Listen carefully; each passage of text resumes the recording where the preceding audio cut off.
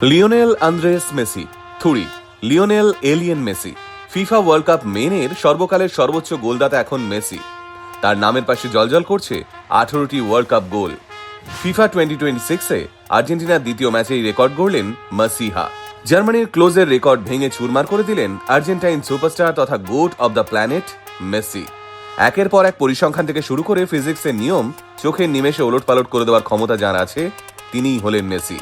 তবে প্রবাদ প্রতিম এই ফুটবলারের শৈশব কিন্তু মোটেই সোনায় মোড়া ছিল না। অতীত ঘাঁটলে সেখানে পড়ে থাকে শুধু অভাব, অনটন এবং শারীরিক অসুস্থতা। এমনই এক বিরল রোগ ছোট্ট মেসির শরীরে দানা বেঁধেছিল, যার চিকিৎসা করানোর টাকা অবধি ছিল না তার পরিবারের কাছে। কি করেই বা থাকবে?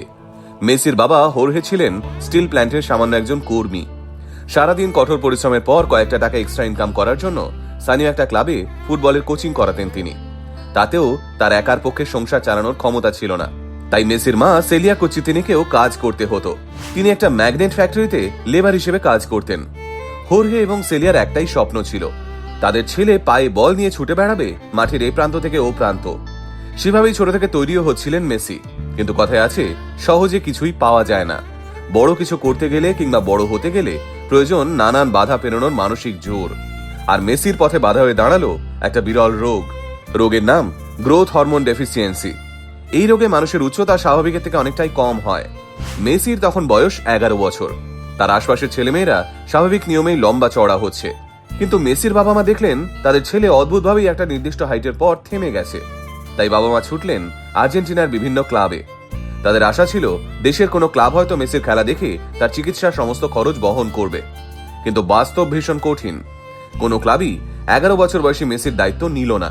তবে একটা রাস্তা বন্ধ হলে আরেকটা রাস্তা খুলেই যায়। সালটা 2000। ওই বছরই সেপ্টেম্বরে স্পেনের বিখ্যাত ক্লাব বার্সেলোনার ট্রায়াল হচ্ছিল। সেই ট্রায়ালেই তৎকালীন বার্সেলোনার ডিরেক্টর চার্লি রেক্সাচের নজরে পড়ে যান মেসি। 14 ডিসেম্বর 2000। চার্লি রেক্সাচ ছোট্ট মেসির খেলা দেখে এতটাই মুগ্ধ হন যে তার পকেটে যে ন্যাপকিন ছিল সেই ন্যাপকিন পেপারে মেসির সঙ্গে চুক্তি স্বাক্ষর করে ফেলেন তিনি। আর এভাবেই বার্সেলোনা পেয়ে যায় ক্লাবের সব থেকে বড় স্টার প্লেয়ারকে। মেসির রোগ সারানোর দায়িত্ব নিয়ে নেয় বার্সেলোনা। মজার বিষয় হলো 2024 সালের ওই ন্যাপকিনটি নিলামে ওঠে এবং 11 কোটি টাকায় বিক্রি হয় সেই ঐতিহাসিক ন্যাপকিন। 2004 সালে বার্সেলোনার মেইন টিমে খেলার সুযোগ পান মেসি। আর পিছন ফিরে তাকাতে হয়নি। এরপর 17 বছর বার্সেলোনায় খেলেছেন মেসি। 778টা ম্যাচে 672টা গোল করেছেন তিনি। 2021 সালে বার্সার অর্থনৈতিক এবং পরিকাঠামোগত অবস্থার জন্য ক্লাব ছাড়তে হয় মেসিকে। 2023 সালে পাকাপাকিভাবে মেসির সঙ্গে বার্সার সমস্ত সম্পর্ক ছিন্ন হয়। সেই সময় মেসির চোখে ছিল জল। এরপর পিএসজি, ইন্টার মিয়ামির হয়েও খেলেছেন মেসি।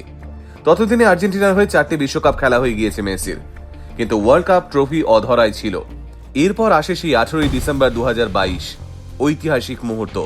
ফিফা বিশ্বকাপের ফাইনালে ফ্রান্সকে হারিয়ে আর্জেন্টিনার হয়ে তৃতীয়বার এবং নিজের ক্যারিয়ারের প্রথম ওয়ার্ল্ড কাপ ট্রফিতে চুমু খেলেন বিশ্বসেরা এই জাদুকর। ট্রফি এবং গোলের পরিসংখ্যান লিখে শেষ করা যাবে না, তবে এটুকু বলা যেতেই পারে, বর্তমানে ফুটবল যদি ধর্ম হয়, সেই ধর্মের ঈশ্বর হলেন মেসি। কোনো হোমোসেপিয়েন্সের পক্ষেই তাকে ছোঁয়া সম্ভব নয়। তিনি আসলে সুপার ন্যাচারাল ক্ষমতাপ্রাপ্ত এক ভিনগ্রহী জীব। পৃথিবীর তো বটেই, গ্যালাক্সির সর্বশ্রেষ্ঠ ফুটবলার বললেও হয়তো কম বলা হবে। এটাই হয়তো তার শেষ ওয়ার্ল্ড কাপ। এরপর মেসি কতটা ফুটবলকে মিস করবেন জানা নেই, তবে সবুজ টার্ফ অবশ্যই মিস করবে তার রাজপুত্রকে। সেই রাজপুত্র তথা মহান জাদুকরের জন্মদিন আজ।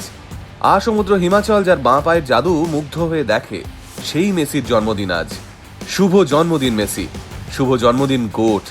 কালের নিয়মে সবাইকে থামতে হয়, তবে থামার আগে, চলে যাওয়ার আগে শেষবারের মতো ট্যাঙ্গো ড্যান্স দেখতে চায় গোটা বিশ্ব।